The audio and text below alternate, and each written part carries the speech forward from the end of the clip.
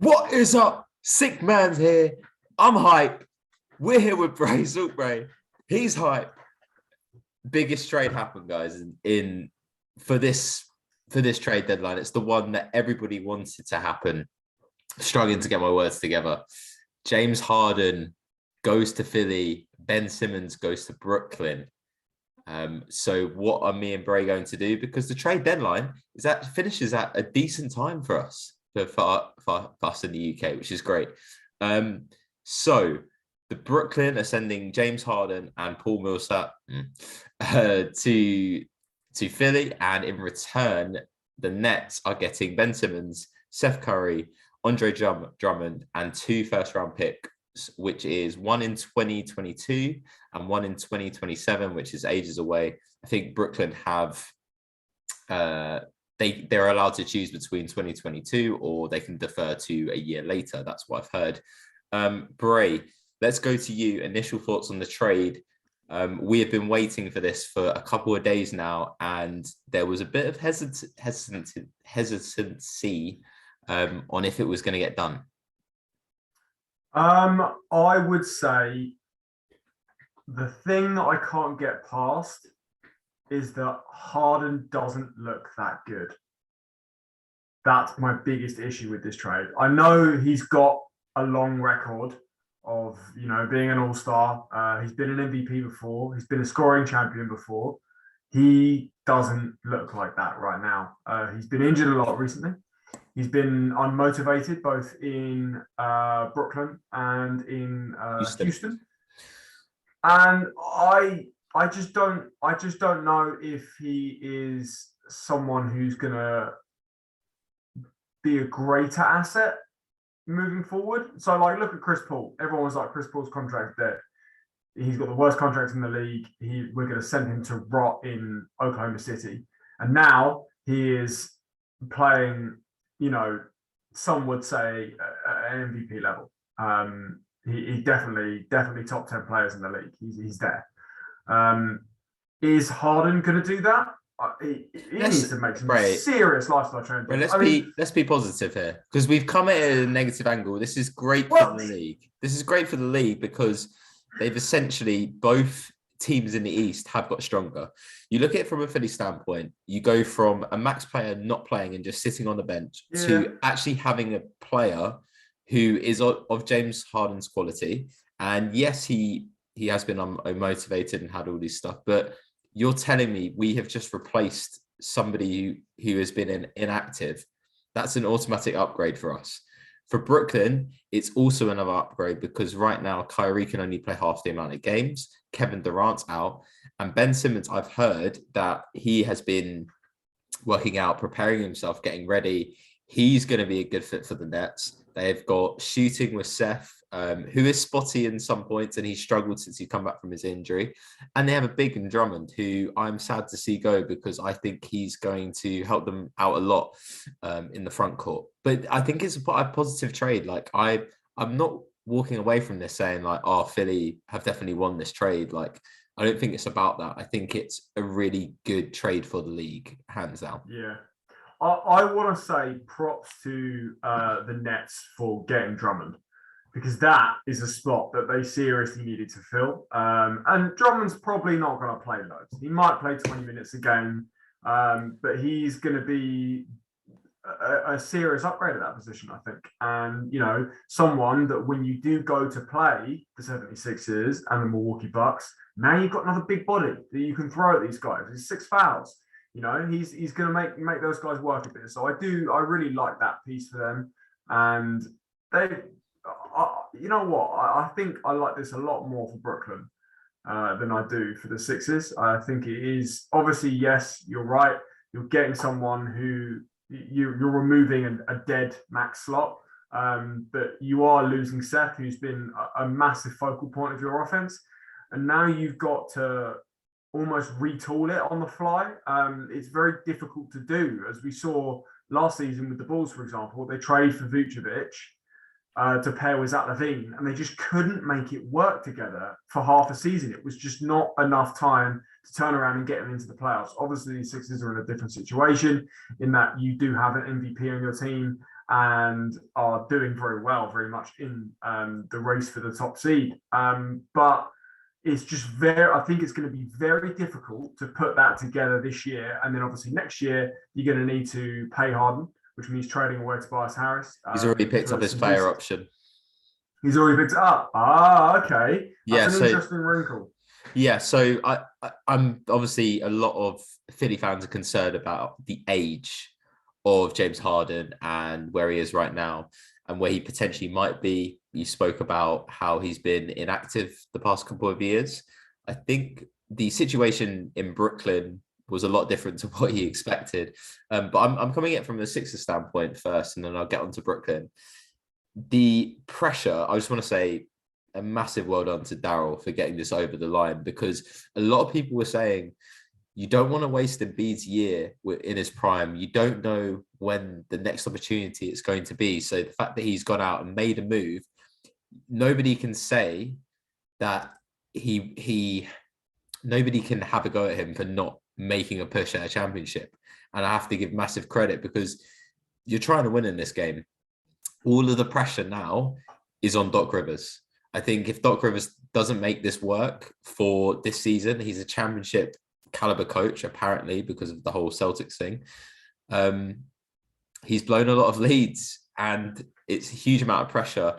And one wrinkle I wanted to ask you about, Bray, is Tyrese Maxey.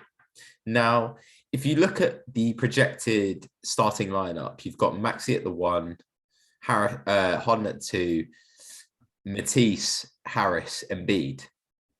Maxey's grown a lot. He's got the highest points per game differential in the league, right? But he's a player who needs the ball in his hands to operate. So what I would be interested to see is that if they drop him to a 6th man and then play him during crunch time, that's one thing I'm thinking about. I'm really happy we kept Maxey, because love him. Yeah, no, I think you're absolutely right. I think he automatically slots into the bench unit for you guys, with someone who does need the ball in his hands to do more. I think it will be ideal to have him on the court when Embiid is not. I think the Embiid Harden 2-man game is going to be virtually unstoppable unless you've got some first team or defensive players on the other side. Looking at you, Giannis. But yeah, I think you're absolutely right. It's good to not give him up. I think I did criticize Daryl for having this max slot languishing, but making the best of a bad situation, I guess, because it really is unfortunate where you found yourselves, or from all sides as well, because it's not. I don't think you can put the blame for what's happened on any one person, but I'm glad that all the parties are moving on now. Yeah, I agree. I part of me does disagree in that you say it's all on Doc. I think there is an element of Harden needs to get it together. Yeah. He needs to be. I agree with that. He needs to be the second best player on this team. He needs to be the second highest scorer, the highest scorer a lot of nights. But I would challenge that. He needs to do it efficiently. But I would also challenge that and say Doc needs to put them in the situations that they're able to win and to get it over the line. Yeah, Harden needs to show up in a massive way, because his contribution is going to be huge, and there's going to be a lot of pressure on him. Okay, we've spoken about it from the Philly standpoint. Let's talk about it from Brooklyn Nets. Ben Simmons' value. My initial thoughts is that as an outsider, Ben Simmons is going to be great in Brooklyn, I think. He's got his wish to go to a socialite market, as you would say. It wasn't in California, but Brooklyn is a big hub.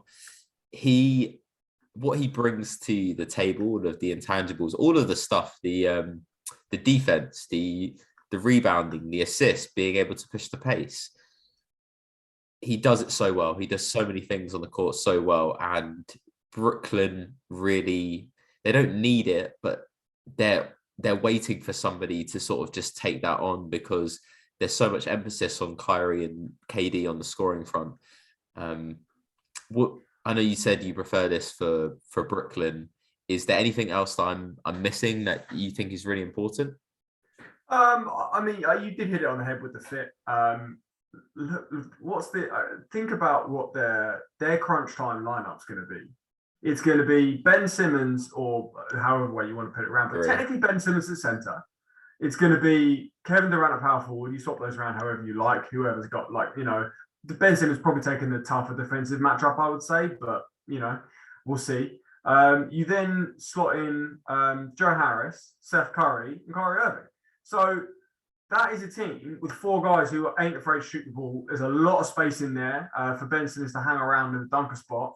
I think they might struggle going up against some really big teams. But then again, Embiid's given people like Embiid and given everyone in the league a problem. So it's not like you can't really plan your entire team around stopping one guy. You've got to get there first. So I do really like how it looks. It's going to be really pivotal for Kyrie to be playing as much as he can, because he has actually been quite good this year when he's played. Obviously, Durant's been incredible as well. Health is the biggest thing. And I think Ben Simmons, if he, as you say, he is in shape, can help stop the bleeding, because they have been bleeding recently.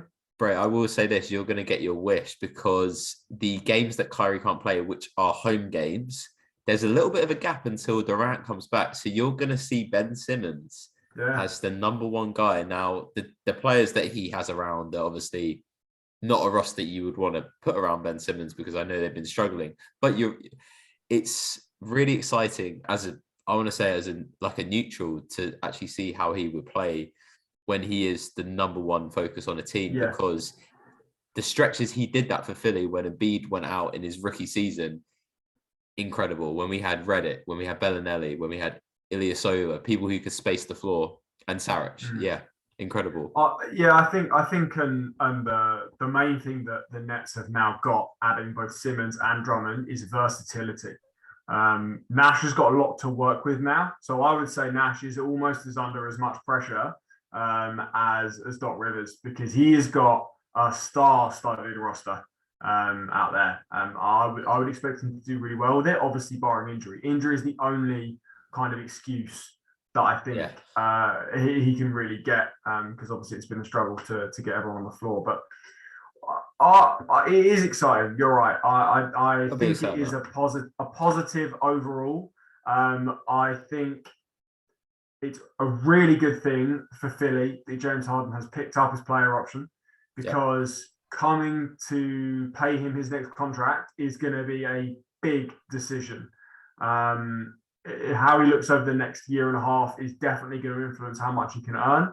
And I think, it's gonna be really interesting to see what happens with him. I know you love drama. I'm going to end you on this. Sixers Nets playoffs. Now, you said in the crunch time that Ben Simmons will be playing the 5. So that means Embiid will be going up against Simmons with the game on the line. Don't tell me that's not what the people want. Embiid, give him the barbecue chicken, boy. Yeah, I think it's going to be so situational there, because I think if it's like the Nets could run you off the floor. They will be able to play. We beat him in Brooklyn. Fast. They're going to be able to play so fast with Ben Simmons and Kevin Durant as a 4 and a 5. Like, yes, Embiid will dominate that. He will be a bucket pretty much every time down the floor, but they've got to get him the ball. Like, that's the biggest thing for a center. Like, we have a distributor now. If you pass Embiid, you need to be able to put the ball in his hands. I'm going to be so interested in the kind of schemes they're going to be running. What decisions do you make as a coach? Because let's be honest, put on Andre Drummond out there, and Embiid's still going to torch him. Like, he's not known as a defender. Yes, he's big, but that's literally all he's got. Like, I guess if Embiid's not shooting well, then maybe it's a good option, because you stop him coming into the paint a bit more. But I mean, it's just such a hard one. And I think if you had, Kevin Durant and Ben Simmons double teaming him every possession, it might make him think twice. But you've got shooters too. It's going to be so interesting.